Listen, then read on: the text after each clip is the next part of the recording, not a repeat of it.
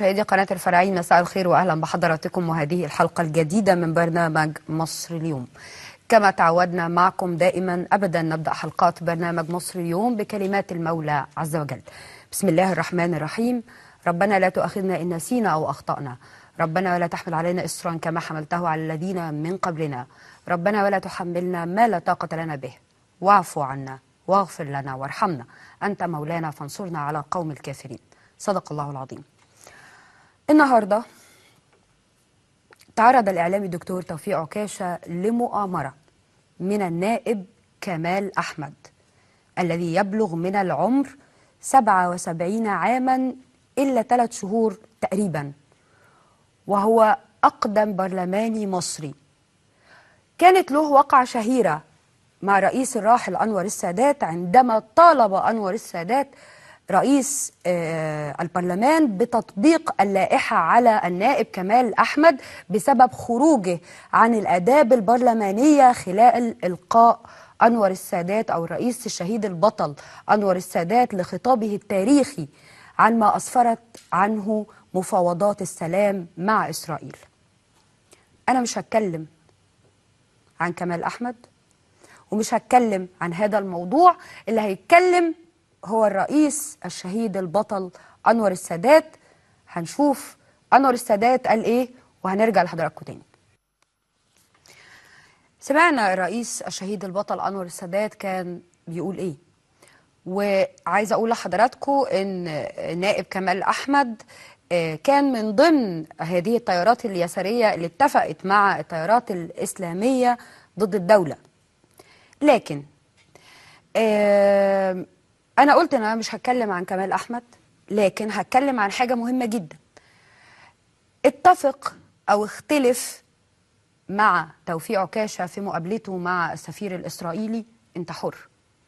كل واحد له حرية الرأي، أنت حر.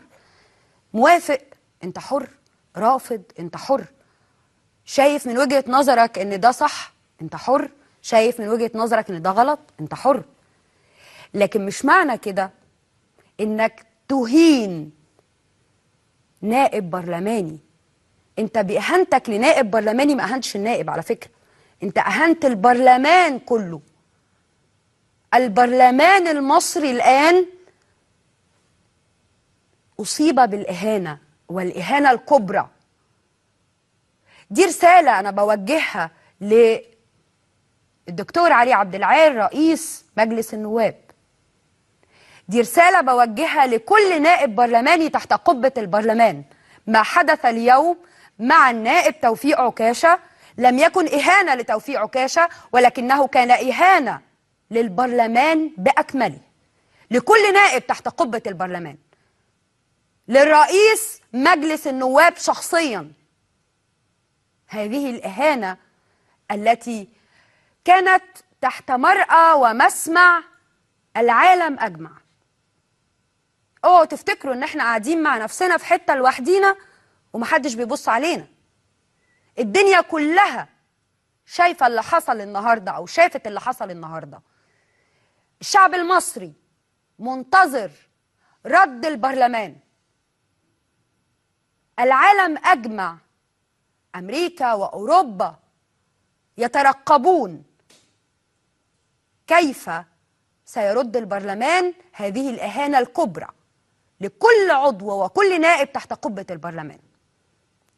الكرة دلوقتي في ملعب دكتور علي عبد العال وفي ملعب كل نواب البرلمان. هل تقبلون الإهانة؟ هل أو خلينا نقولها إيه، هتعملوا ودن من طين وودن من عجين والموضوع يمر مرور الكرام؟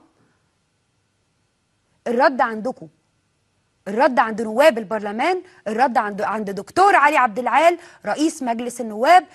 لكن تذكروا جيدا أن الشعب المصري يراقب، أن الشعب الأمريكي يراقب، أن أوروبا تراقب، أن جميع العالم يراقب ما هو رد المجلس عما حدث.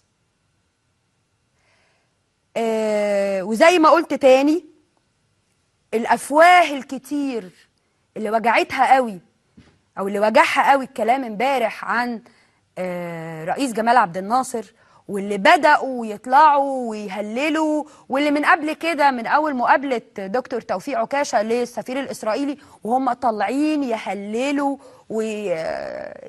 ويزيطوا في الزيطة زي ما بيقولوا. في حاجة كده عايزة أقولها. الدكتور توفيق لما كتب إهداء على الكتاب بتاعه للسفير الإسرائيلي قال له: لكي تعلموا أننا نعلم كما تعلمون، ولا عزاء للأغبياء. دي بقى من عندي، ولا عزاء للأغبياء. فاصل، وبعد الفاصل أخبار مصر اليوم، وبعد ذلك لقائي مع نائب الشعب الإعلامي الدكتور توفيق عكاشة عضو مجلس النواب. انتظرونا.